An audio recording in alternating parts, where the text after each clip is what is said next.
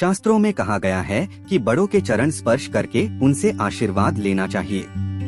विशेष तौर पर जब आप किसी जरूरी काम से कहीं जा रहे हों या कोई नया काम शुरू कर रहे हों, इससे सफलता की संभावना बढ़ जाती है। दरअसल इसके पीछे आध्यात्मिक एवं वैज्ञानिक कारण छुपा है। हमारी मान्यताओं के मुताबिक जब आप किसी का चरण स्पर्श करते हैं तो अहंकार समाप्त होता है और हृदय में समर्पण एवं विनम्रता का भाव जागृत होता है। आपके शरीर की ऊर्जा चरण स्पर्श करने वाले व्यक्ति में पहुंचती है। श्रेष्ठ व्यक्ति में पहुंचकर ऊर्जा में मौजूद नकारात्मक तत्व नष्ट हो जाता है। सकारात्मक ऊर्जा चरण स्पर्श करने वाले व्यक्ति से आशीर्वाद के माध्यम से वापस मिल जाती है। इससे जिन उद्देश्यों को मन में रखकर आप बड़ों को प्रणाम करते हैं, उस लक्ष्य को पाने का बल मिलता है।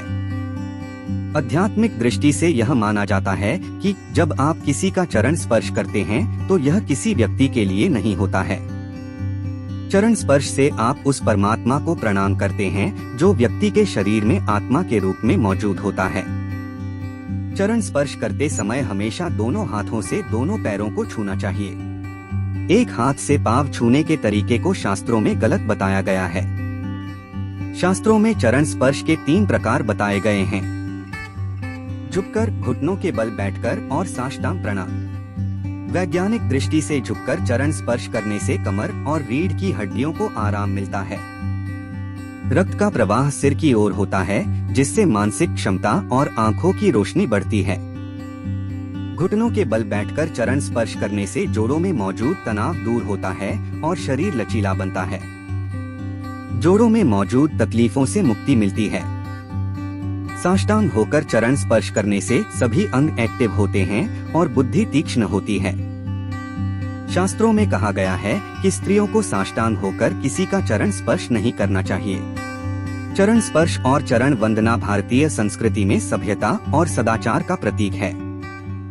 माना जाता है कि पैर के अंगूठे से भी शक्ति का संचार होता है। मनुष्य के पांव के अंगूठे में भी ऊर्जा प्रसारित करने की शक्ति होती है। मान्यता है कि बड़े बुजुर्गों के चरण स्पर्श नियमित तौर पर करने से कई प्रतिकूल ग्रह भी अनुकूल हो जाते हैं। चरण स्पर्श से आयु भी लंबी होती है। इस संदर्भ में एक बहुत ही सुंदर कथा है। ऋषि मार्कंडेय जी अल्पायु थे। जब इनके पिता को इस बात की जानकारी हुई तो उनका जनेऊ संस्कार कर दिया और चरण स्पर्श की दीक्षा दी। मार्कंडेय जी के पिता ने कहा कि पुत्र मार्कंडेय, तुम्हें जो भी व्यक्ति दिखे उनका चरण स्पर्श करना। मार्कंडेय जी ने ऐसा ही करना शुरू कर दिया। एक दिन उनके सामने सप्तऋषि आए। मार्कंडेय जी ने झुककर सप्तऋषियों का चरण स्पर्श किया।